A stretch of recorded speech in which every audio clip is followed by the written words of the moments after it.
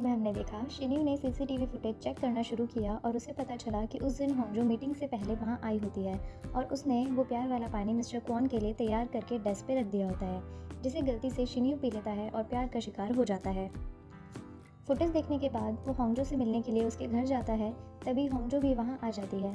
वो mister Kwon से मिलके आ रही होती है लेकिन बिल्कुल भी खुश नहीं होती, जिस पे शिन्यू पूछता है कि क्वॉन ने तुमसे क्या कहा। उस पर वो कहती है कि तुम्हें क्या लगता है मैं हर बार रिजेक्ट होती रहूँगी। तब शिन्यू उसे बताता है कि क्वॉन तुम्हें पसंद करता है, लेकिन साथ ही मैं भी तुम्हें बहुत पसंद करता हूँ, और बताता है कि वो प्यार वाला घोल जो उसने इतनी मेहनत करके क्वॉन के लिए बनाया था वो गलती से उसने पी लिया, क्योंकि उस शराब की वजह से उसकी बॉडी ने काम करना बंद कर दिया है, जिस वजह से उसका राइट हैंड भी कभी कभी काम नहीं करता। इसलिए उसने उस दिन उल्टे हाथ का इस्तेमाल कर लिया और क्वॉन का ग्लास का पानी पी लिया। होंजो इस बात पे यकीन नहीं करती तो शिन्यू उसे सीसीटीवी फुटेज दिखाता है और कहता है कि क्या तुम्हें कोई और जगह नहीं मिली थी, ये सब तुम्हारी वजह से हुआ है और अब इसे तुम ही ठीक करोगी। और बहुत ही अजीब रिएक्ट करने लगता है। वो ऐसा दिखाता है जैसे कि उसने कोई गलती कर दी हो और कहता है कि तुमने मेरी बॉडी के साथ जो किया है उसके लिए मैं तुम पर केस कर सकता हूँ। जिस पे होंजो कहती है तुम तो ऐसे बोल रहे हो जैसे मैंने तुम्हें गोली मार दी हो। तो शिन्यू कहता है इससे अच्छा तो गोली ही मार देती, तुमने तो मेरी जान ही ले ली। शिन्यू का अब जैसे उसकी बॉडी पर कोई कंट्रोल ही नहीं है। ना चाहते हुए भी होंजो उसे पसंद आने लगी है। वो उससे प्यार नहीं करना चाहता, वो नहीं चाहता कि उसे देख के उसका दिल धड़के, लेकिन पता नहीं क्यों वो उसे पसंद आने लगी है। अगले सीन में हम देखते हैं शिन्यू का राइट हैंड अब जैसे ठीक होने लगा है। उसकी तबीयत में भी काफ़ी ज़्यादा सुधार है। होंजो शिन्यू की कही गई बातें याद कर रही होती है, लेकिन अंदर ही अंदर वो मिस्टर क्वॉन को बहुत ज़्यादा पसंद करती है। वो मिस्टर क्वॉन को बताती है कि उसने पहली बार उन्हें डॉग शेल्टर में देखा था और तभी से उन्हें पसंद करती है। जिस पे मिस्टर क्वॉन एक बहुत कड़वी बात कहते हैं और कहते हैं कि ज़रूरी नहीं अगर कोई इंसान बाहर से काइंड या दयालु दिखता हो तो वो अंदर से भी वैसा ही हो। असल में वो अंदर से बहुत खाली थे और शायद इतने अटैचिंग नहीं थे जितने कि वो दिखते हैं। वो नहीं चाहते थे कि उनकी कोई फैमिली हो, ना ही वो अंदर से इतना ज़्यादा केयरिंग थे। वो सब बातें होंजो को बता देते हैं और कहते हैं मैं चाहता हूँ तुम अपने लिए एक अच्छा लड़का ढूंढो। जिस पे होंजो कहती है कि आप सच में बहुत तन्हा है। अगले दिन क्वॉन होंजो की कही गई बातें सोच रहे होते हैं। तभी मिस्टर पार्क वहाँ आते हैं तो वो उनसे पूछने लगते हैं क्या मैं तुम्हें तन्हा लगता हूँ। जिस पे मिस्टर पार्क कहते हैं हाँ आप अंदर से काफ़ी तन्हा लगते हैं और मेरे हिसाब से तो आपको होंजो के साथ डेट पे जाना चाहिए। जिस बात पे क्वॉन को काफ़ी अच्छा लगता है तभी उसके फादर का मैसेज आता है जिसे वो इग्नोर करता है। इस बात से हमें पता चलता है कि क्वॉन अपनी फैमिली को बिल्कुल भी अच्छे से ट्रीट नहीं करता। अगली सीन में हम देखते हैं मिस्टर पार्क शिन्यू के ऑफिस में जाते हैं बिना नॉक करे। जिस बात पे शिन्यू को गुस्सा आता है लेकिन फिर वो शांत भी हो जाता है। वो क्वॉन के बारे में पूछने लगता है कि आखिर वो क्या कर रहा है, उसका मूड ठीक है या नहीं। असल में उसने क्वॉन पे जासूसी रखने का काम मिस्टर पार्क को दिया होता है। जिस पे मिस्टर पार्क कहते हैं कि वो आज काफ़ी अकेला महसूस कर रहे थे, इसलिए मैंने उन्हें होंजो के साथ डेट पे जाने के लिए बोल दिया। और शिन्यू इस बात पे बहुत ज़्यादा भड़क जाता है। शिन्यू इरिटेट हो जाता है और जेलसी तो बिल्कुल साफ दिख रही है। वहाँ ऑफिस में चीफ माँ और सब लोग डिस्कशन कर रहे होते हैं। होंजो के पास सबसे ज़्यादा काम होता है, जिस पे चीफ माँ पूछती हैं कहीं ये लोग तुम्हें प्रेशराइज़ करके तो तुम्हें काम नहीं कराते। असल में सच्चाई तो यही थी कि सारा काम होंजो को ही करना पड़ता था, लेकिन क्योंकि होंजो टीम के साथ बैठना चाहती थी और दोस्ती नहीं तोड़ना चाहती थी, इसलिए उसने कहा कि ऐसा कुछ नहीं है। तभी शिन्यू वहाँ आके उस दिन के एक्सीडेंट के लिए कन्फेशन करता है, जिस दिन उससे प्लांट्स ख़राब हो गए थे, और कहता है कि मैं नहीं चाहता मेरी वजह से मिस ई का काम और ज़्यादा बढ़े, क्योंकि होंजो के पास पहले ही बहुत सारा काम है, इसलिए मैं नहीं चाहता उसे और प्रॉब्लम हो। वो सबके लिए कॉफ़ी लेकर आता है और साथ में कुकीज़ भी लाता है।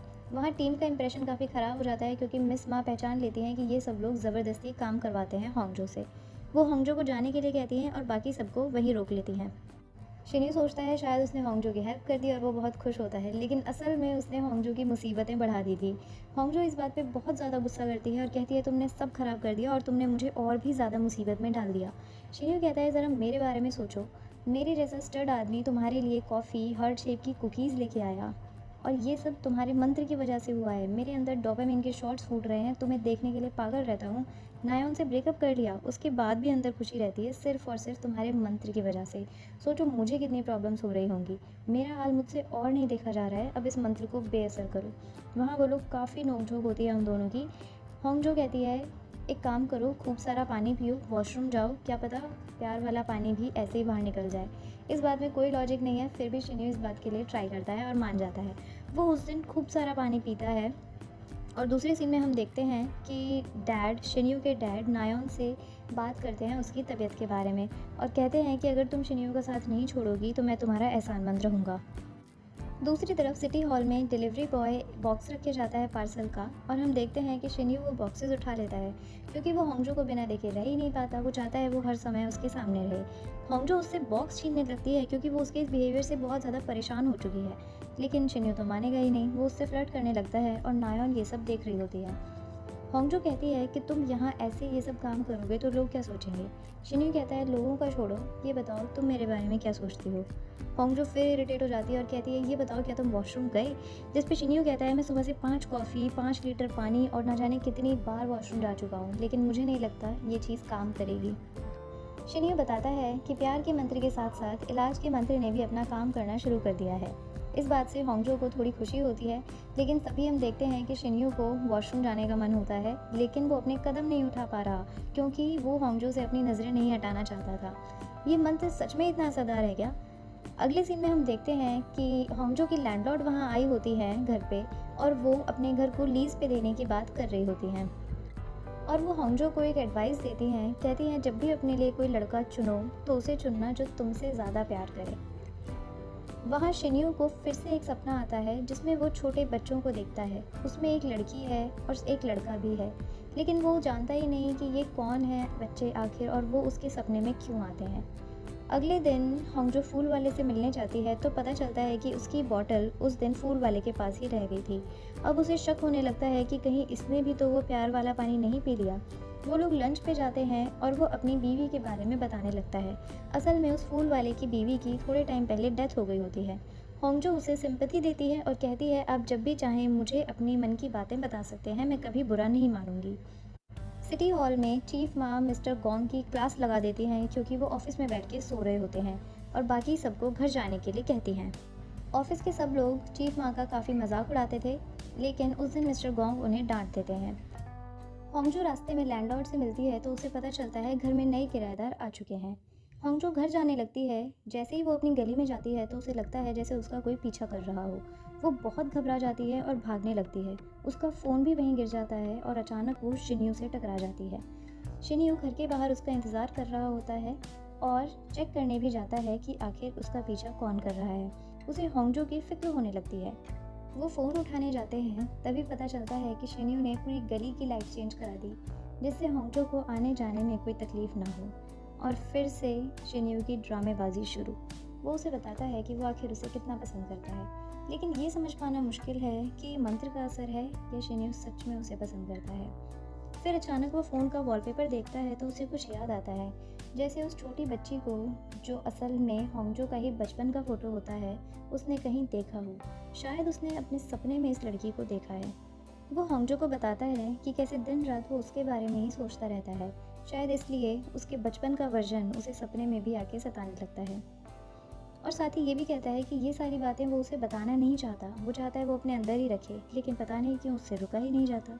अगली सीन में हम देखते हैं कि वो दोनों उन वॉल दादी के पास पहुंचते हैं और पूछते हैं कि क्या सच में वो किताबें असरदार हैं। शिन्यू कहता है मेरी इतनी हालत होने के बाद भी तुम ये सवाल पूछ रही हो। दादी पहले शिन्यू को बुलाती हैं। वो दादी को सब बताता है। कहता है मैं उससे प्यार नहीं करना चाहता, उसके पीछे नहीं जाना चाहता, मैं नहीं चाहता उसे देख के मेरा दिल धड़के, लेकिन मैं क्या करूं, ये सारी चीज़ें कैसे बेअसर करूं, कहीं सच में मुझे उससे प्यार ना हो जाए। उन्होंने कहा कि मैं इसमें कुछ नहीं कर सकती, अगर कोई कुछ कर सकता है तो वो सिर्फ होंगजो ही है। और फिर वो होंगजो को मिलने के लिए बुलाते हैं। वो होंगजो से कहती हैं उसके डैड के बारे में। वो बताती हैं कि जब तुम उनसे मिलने जाओगी तो शायद वो तुम्हें वहीं मिलेंगे, लेकिन साथ ही वो ये भी कहती हैं कि तुम्हें ज़्यादा परेशान होने की ज़रूरत नहीं है। और कहती हैं कि मुझसे शिन्यू का ये हाल देखा नहीं जा रहा, वो बहुत चेंज हो गया है। जिस पे होंगजो कहती है कि हाँ उसके बिहेवियर में काफ़ी बदलाव है। दादी ने कहा इस चीज़ का सिर्फ एक ही रास्ता है। शिन्यू होंगजो से पूछने लगता है कि आखिर दादी ने तुमसे क्या कहा। वो कहती है मैं तुम्हें नहीं बता सकती। तो शिन्यू कहता है कि कहीं ऐसा तो नहीं कि हमें इस श्राप को ख़त्म करने के लिए, इस मंत्र की शक्ति को ख़त्म करने के लिए ब्यूटी एंड द बीस्ट की तरह किस करनी पड़े। और वो उससे कहता है मेरे लिए तुम ही सबसे ज़्यादा खूबसूरत हो। होंगजो के गाल लाल होने लगते हैं। शिन्यू कहता है कि तुम्हारे गाल उसके सामने लाल होते हैं जिसे तुम पसंद करती हो, और उसका दिल ज़ोरों से धड़कने लगता है। शिन्यू होंगजो को घर छोड़ता है और उससे कहता है आज के बाद कभी मेरे सपनों में मत आना, तुम आना मत आना। तुम प्लीज़ आना। ऐसा लगता है जैसे मंत्र ने उसे पागल कर दिया हो। वो बोलना कुछ चाहता है लेकिन उसकी ज़बान से निकलता कुछ और ही है। होंगजो एंगचो के बारे में सर्च करने लगती है और उसे पता चलता है कि इस मंत्र को बेअसर करना बिल्कुल मुश्किल है। शिन्यू उनबोल दादी को ही कॉल करके पूछता है कि बताइए आपने होंगजो से क्या कहा, जिस पे दादी कहती हैं कि मुझे याद नहीं मैंने उससे क्या कहा। अगले दिन हम देखते हैं ऑफिस में एक कस्टमर होंगजो से बदतमीज़ी कर रहा होता है। तभी चीफ माँ फ़ोन ले लेती हैं और उसकी अकल ठिकाने लगा देती हैं। वो मिस्टर गोंग को बुलाती हैं और कहती हैं कि तुम अपना काम अब ठीक से करना सीखो। तुम औरों को ही हमेशा ब्लेम नहीं कर सकते, तुम्हें हर चीज़ें खुद भी हैंडल करनी पड़ेंगी। तभी गोंग को एक कॉल आता है और वो चीफ माँ को पुलिस स्टेशन डिपार्टमेंट लेके पहुँचता है। क्योंकि किसी ने चीफ माँ पर गलत कमेंट किए, इसलिए मिस्टर गोंग ने उसकी कंप्लेंट पुलिस स्टेशन में दर्ज करा दी थी। और ना ही सिर्फ इतना, बल्कि उन्होंने 1000 पेज की चार्जशीट भी तैयार की थी, सिर्फ और सिर्फ चीफ माँ के लिए, क्योंकि वो उनकी फ़िक्र करते हैं और शायद उन्हें पसंद भी करते हैं। होंगजो को फिर से एक कंप्लेंट कॉल आती है और वो अपना फूल वाला प्रोजेक्ट देखने के लिए जाती है। पता चलता है कि वो कंप्लेंट और किसी ने नहीं बल्कि शिन्यू ने ही की होती है, सिर्फ और सिर्फ उससे मिलने के लिए। वो कहता है, आजकल मैं तुम्हारी वजह से 10 मिनट की जगह 20 मिनट नहाता हूँ। मुझे ये नहीं पता तुम्हें कौन सा परफ्यूम पसंद है, तो मैं एक तरफ फ्लोरल परफ्यूम लगाता हूँ और दूसरी तरफ वुडी परफ्यूम लगाता हूँ। तुम्हें बताओ आखिर तुम्हें कौन सा पसंद है। शिन्यू होंगजो से उन बॉल ने क्या कहा इस बारे में भी पूछता है। इस बात पे होंगजो इरिटेट हो जाती है और कहती है कि मैं तुम्हें नहीं बता सकती उन्होंने क्या कहा। शिन्यू कहता है, तुम्हें लगता है मैं बिल्कुल फ्री हूँ, मेरे पास इतने सारे काम हैं, इतनी सारी कंप्लेंट्स हैं, मुझे इतना कुछ सॉल्व करना है, मुझे ये काम करने हैं, लेकिन फिर भी मैं सिर्फ और सिर्फ तुम्हें देखने के लिए यहाँ आया हूँ। कम से कम तुम मेरी बात तो सुन लो। जिस बात पे होंगजो बहुत ज़्यादा इरिटेट हो जाती है और वो दोनों वहाँ से जाने लगते हैं। शिन्यू डिनर कर रहा होता है लेकिन काफ़ी परेशान दिखता है। उसके पेरेंट्स को लगता है कि वो शायद नायोन के साथ ब्रेकअप की वजह से परेशान है, लेकिन असल में वो होंगजो की बात को लेकर सोच रहा होता है कि आखिर उन वॉल दादी ने उससे ऐसा क्या कहा होगा। वो अपनी मॉम से कहता है कि अगर कोई पर्सन हमें अपनी बात नहीं बताना चाहे तो क्या कोई तरीका है उससे पूछने का। जिस पर उसकी मॉम कहती है, अगर कोई तुम्हें डायरेक्ट नहीं बोल सकता तो वो तुम्हें हिंट ज़रूर दे सकता है। तुम उससे कोई हिंट मांग लो या उससे कहो कि तुम्हें इशारों में बता दे। शिन्यू सोचता है कि चलो ये भी ट्राई कर लिया जाए। वहाँ हम देखते हैं होंगजो के घर में नया किराएदार आ चुका है और वो उसके लिए एक वेलकम पार्सल भिजवाता है, जिससे होंगजो को काफ़ी अच्छा लगता है। तभी शिन्यू की कॉल आती है और वो उससे बात करने लगती है। शिन्यू कहता है कि तुम कम से कम मुझे कोई हिंट ही दे दो, हिंट ना दे सको तो इशारों में ही समझा दो। होंगजो मान जाती है और उसे इशारों में समझाने लगती है, लेकिन उसे कुछ भी समझ नहीं आता। वो जो भी गेस करता है वो गलत ही निकलता है। जिस बात पे होंगजो कहती है कि अब मैं फ़ोन रख रही हूँ और तुम अपना काम करो या फिर सोने जाओ। शिन्यू अपने पेरेंट्स को होंगजो का मैसेज दिखाता है कि शायद वो उस मैसेज को डीकोड कर पाएँ या उसका हिंट समझ पाएँ, लेकिन असल में शिन्यू की मॉम भी उस मैसेज को डीकोड नहीं कर पाती। वहाँ होंगजो एक थैंक यू स्लिप किराएदार के दरवाजे पर पेस्ट कराती है। तभी वो किराएदार आ जाता है और होंगजो उन्हें देखकर छुप जाती है। वो किराएदार और कोई नहीं बल्कि मिस्टर क्वान ही होते हैं। जी हाँ, मिस्टर क्वान अब से होंगजो के घर में ही शिफ्ट हो गए हैं। इस बात पे तो होंगजो को यकीन ही नहीं होता। वो इतना ज़्यादा खुश होती है, उसे लगता है जैसे गॉड ने उसके लिए कोई गिफ्ट भेजा हो। और वो इतना ज़्यादा खुश हो जाती है कि वो पूरे घर में भागती फिरती है। इस बात से मिस्टर क्वान पहली बार थोड़ा खुश हुए और उन्हें बहुत अच्छा लगता है। वहाँ हम देखते हैं कि शिन्यू और उसका फ्रेंड नायोन के साथ उसके ब्रेकअप पर डिस्कशन कर रहे होते हैं, जिस पे उसका फ्रेंड कहता है कि मुझे वो लड़की शुरुआत से ही नहीं पसंद, मुझे वो हमेशा से सेल्फिश ही लगती थी। उस दिन शिन्यू को फिर से एक सपना आता है, वही सपना जिसमें वो एक लड़की को देखता है जो कि बहुत छोटी है, लेकिन उसे ऐसा लगता है कि शायद वो उससे कुछ कहना चाहती है, शायद वो कोई मैसेज देना चाहती है या उसका उसके साथ कुछ ना कुछ कनेक्शन है। वो उठ जाता है, उसकी नींद खराब हो जाती है इस सपने से। अगली सुबह हम देखते हैं कि होंगजो आज कुछ ज़्यादा ही खुश है। रीज़न तो सबको पता है, मिस्टर क्वान। जी हाँ, वो जब भी चाहे मिस्टर क्वान को देख सकती है। घर से बाहर निकलती है तो शिन्यू दरवाजे पे उसका इंतज़ार कर रहा होता है और कहता है कि मुझसे अपनी ये हालत अब और नहीं देखी जाएगी। कुछ ना कुछ करो, कोई दूसरा मंत्र पढ़ो, लेकिन इस मंत्र को बेअसर करो। मैं पागल नहीं होना चाहता तुम्हारे लिए, तुम्हें ही कुछ करना पड़ेगा। होंगजो कहती है कि आज नहीं, आज मैं थोड़ा बिजी हूँ, और वहाँ से जाने लगती है। होंगजो बस में बैठ जाती है और शिन्यू भी उसके पीछे पीछे बस में आने लगता है, लेकिन बस का फेयर उसके पास नहीं होता। वो क्रेडिट कार्ड यूज़ करता है लेकिन उसका कोई असर नहीं होता। होंगजो को ही वहाँ उसका फेयर पे करना पड़ता है, जिस बात पे वो फिर से इरिटेट हो जाती है और पूछती है कि क्या तुम मेरा पीछा कर रहे थे। जिस बात पे शिन्यू कहता है, नहीं, मैं तुम्हारा पीछा क्यों करूँगा। फिर कहता है कि हाँ, मैं तुम्हारा पीछा कर रहा था। मैंने बताया ना, मंत्र इतना ज़्यादा पावरफुल है कि उसके वर्ड्स पे उसका कोई कंट्रोल नहीं है। वो दिल में कुछ और रखता है, ज़बान पे कुछ और बोलता है। मंत्र ने उसे बिल्कुल पागल बना दिया है। शिन्यू का बिहेवियर काफ़ी चेंज हो गया है। वो छोटे छोटे बहाने ढूंढता है होंगजो से बात करने के लिए, लेकिन होंगजो उसे पसंद नहीं करती उस तरीके से जैसे शिन्यू उसे पसंद करता है। लेकिन आज होंगजो थोड़ी उदास भी है, ना जाने क्यों, उसे कहाँ जाना है। वो बीच पर पहुँचते हैं और शिन्यू उससे पूछता है कि आखिर तुम यहाँ क्यों आई हो, तुम किसी के साथ डेट पे तो नहीं आई होगी, देख लो मुझे ही डेट कर लो, मैं भी कम सुंदर नहीं हूँ। लेकिन होंगजो आज थोड़ी सी उदास है। असल में वो अपने डैड से मिलने आई होती है। वो हर साल इसी जगह अपने डैड से मिलने आती है। वो उनकी डेथ एनिवर्सरी सेलिब्रेट करने के लिए वहाँ आई होती है। अपने डैड को वो सोजू ऑफ़र करती है और उनके साथ बिताए हुए पल याद करने लगती है। तभी अचानक वो शिन्यू की तरफ देखती है और उसे रियलाइज़ होता है कि शायद कुछ चीज़ें हमारी कंट्रोल में नहीं होती। हम उनसे कितना भी भागना चाहें लेकिन हम फिर लौट के वहीं आ जाते हैं।